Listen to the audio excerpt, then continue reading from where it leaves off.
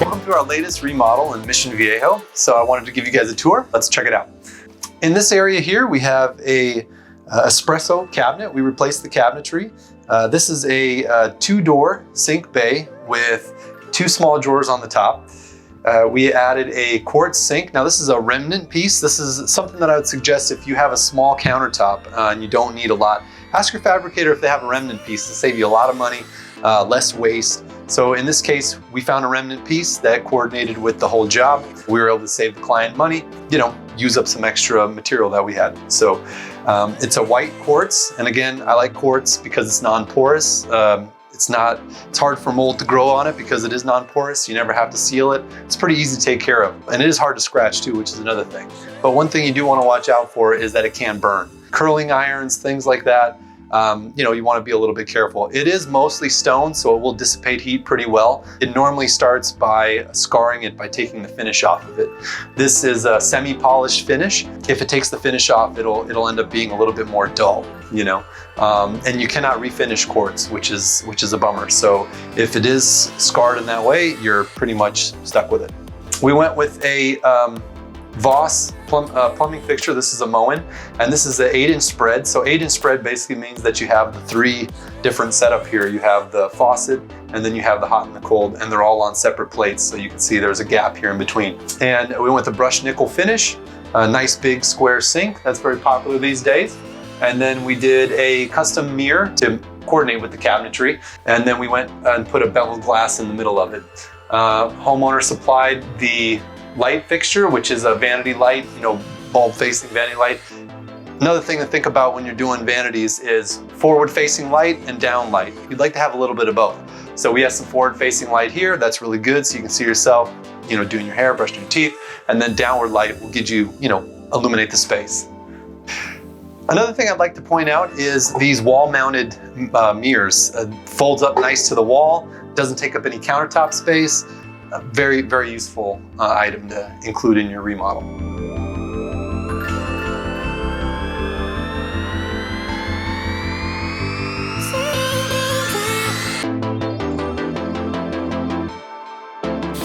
Quick electrical side note. So what we did here is we turned the plug sideways. Another thing to think about when you're doing your electrical planning, where your plug's gonna go. Do you want them to be in the quartz or in your backsplash? Do you want them to be on the side wall or on the back wall? And is it gonna fit, the space?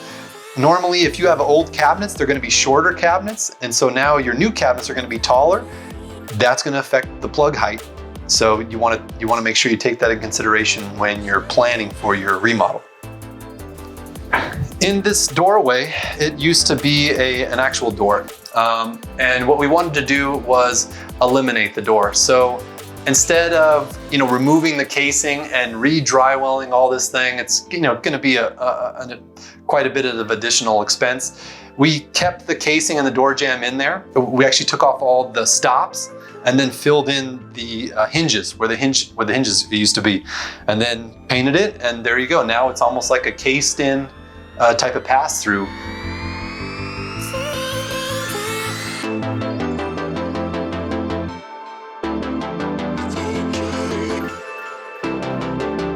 In this shower, this is a normal 3x5 shower. And what we did is upgraded it with some 12x24 porcelain tile. Now this is a porcelain tile that is commercially rated. It is meant to look like a vein cut travertine. So it has kind of a stone look to it. Paired that with a mosaic liner here. Now this has some real travertine in it and some glass. We did a stagger set tile here and we tiled it all the way to the ceiling.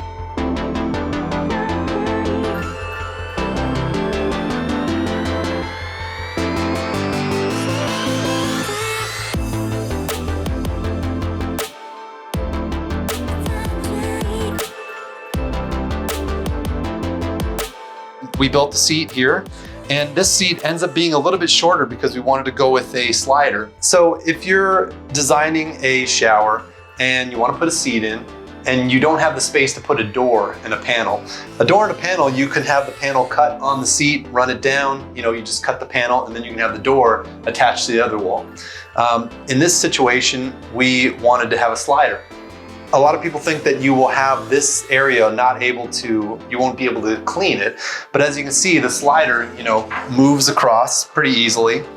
And when you track it back the other direction, then now you expose this whole space and you have a nice little curb here, and this runs into the side of the seat, and it's an easy place to clean. Let's talk grab bars. Something you want to think about if you need to put a grab bar in, or if you'd like to install a grab bar in your shower, is are you going to use the grab bar to push and get up, or are you going to want to pull and get up? So those two things to think about.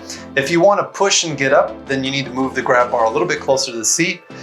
If you want to pull to get up, most of the time, I think you're going to want to pull to get up, but it really is a personal preference. Then you're going to want to put it a little bit out farther.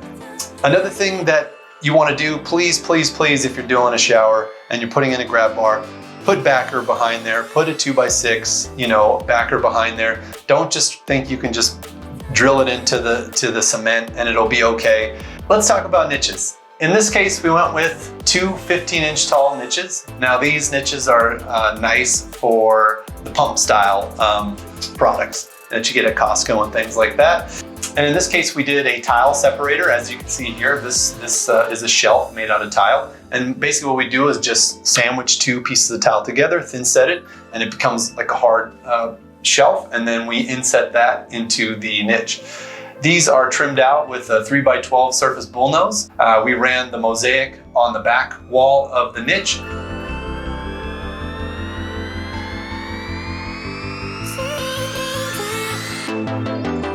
One more thing about the niche. Niches are very nice versus shelves. I'm glad we're getting away from shelves, but if anybody tries to tell you, oh, I'm gonna put in a shelf, don't listen to them. They may be nice and they may know what they're talking about as far as other things, but when it comes to niches, they don't know what they're talking about. Niches add space to the shower. Shelves take away spaces from a shower. So you definitely don't want shelves. All right? All right. For the shower, we went with a pretty standard setup of a valve and shower head. Normally we mount these shower heads higher. Probably if you have an old shower, your shower head's probably really low. People back in the 1800s, they're not as tall as they are today. So now we put them at 84 inches or 82 inches, depending on what you like. Single valve right here at about waist level. Also in this situation, we went with another grab bar here. So you have your curb here, at your floor. You're gonna grab this, you're gonna step over. When you're getting in, you're gonna grab it this way, you're gonna use it to step in. And again, backing, backing, backing. This is considered a frameless shower enclosure. So it is frameless around the panels themselves. Top and bottom sides of the panels, that's all frameless. Sliders always have a frame, a header and side rails and a bottom rail. So less water gets out of the shower when you have a bypass door, because you have a rail on the bottom, you have these rails on the side, everything tucks in and fits really nicely. So water has to go this way and that way to get out. It really doesn't happen. Shower floor systems. We have a curb, and this is a floated shower floor. This is a hot mop shower pan. Again, I'd only recommend hot mop shower pans, and that's what we have in this case. So hot mop shower pan, you have a curb. This is actually a 4x4 stud on the floor. That's gonna give you the lowest shower dam possible. If you wanna go a curbless shower, you actually have to jackhammer out the foundation and lower everything, which I'm sure you've seen on some of my other videos. As far as the design, we went with a 2x2. This is a basket weave pattern in the same porcelain tile that the wall is. It's just a mosaic, and it has a really cool pattern to it because it is basket weave.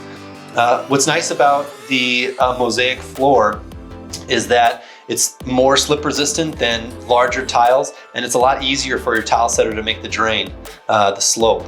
And that's always important because you don't want pools of water, ending up in the corners or even sometimes next to the drain if it's not sloped properly. We went with the Ebbe flow drain. These are nice. These actually pop out. There's a hair catcher inside there. When you're doing a shower floor, if you have your tile setter use an acrylic-based grout like we did here, the acrylic-based grout's not going to be porous. You never have to seal it. Stuff is not going to be able to get soaked into it because acrylic it basically dries like a hard plastic. This is like hard plastic with an aggregate in it. The bathroom floor, we went with the same tile as the shower walls. One thing that I do like about the floor matching the shower floor is it makes the space feel a lot bigger. Another thing to consider, something I didn't mention in the shower, is this 2x2 tile, and same with this 12x24 tile, is an anti-slip tile. Don't just get any kind of tile and put it on the shower floor. Another thing to consider on your tile floors is how much water is getting out of the shower.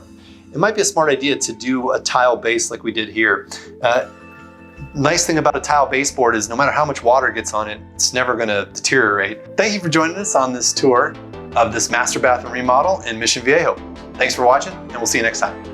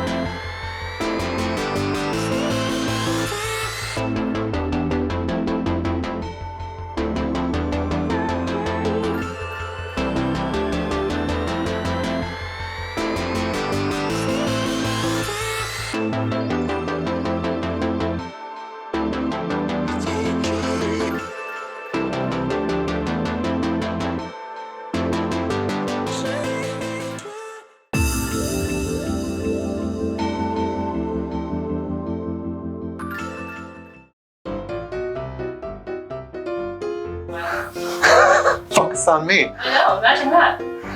Okay, good. Okay, and it's kind of a like a nicked up wood style. So now let's move on to the shower. Just so we have a transitional. Yeah. Am I rolling? Okay, so that's the vanity area. No, I said okay. So that's the vanity, and I said so now.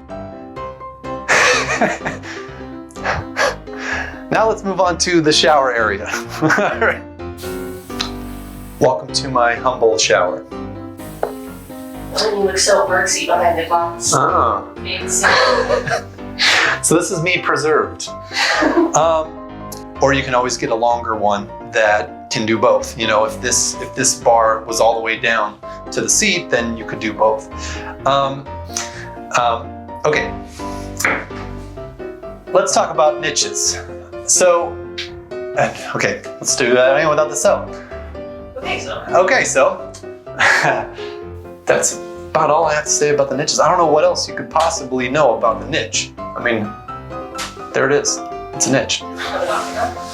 It comes in an octagon shape. Yes. No. Quarter. Okay. Good. You were behind the glass. We're good. Rolling. The one thing that a slider has over a door and panel, it's far superior as far as water, what am I trying to say? Water, yeah, not waterproofing, but yeah. It makes the shower more waterproof. So, linear drains are sometimes cool, but sometimes they have, the metal that they have on them doesn't transfer well to normal plumbing, but you know, if you got a good plumber, you could probably work it out. What else do I want to talk about? Yeah, that's probably enough. Okay. Oh, something else to consider. When you're doing a shower floor and you're saying, oh my God, mosaic, I'm gonna get so much grout. We went with this, oh.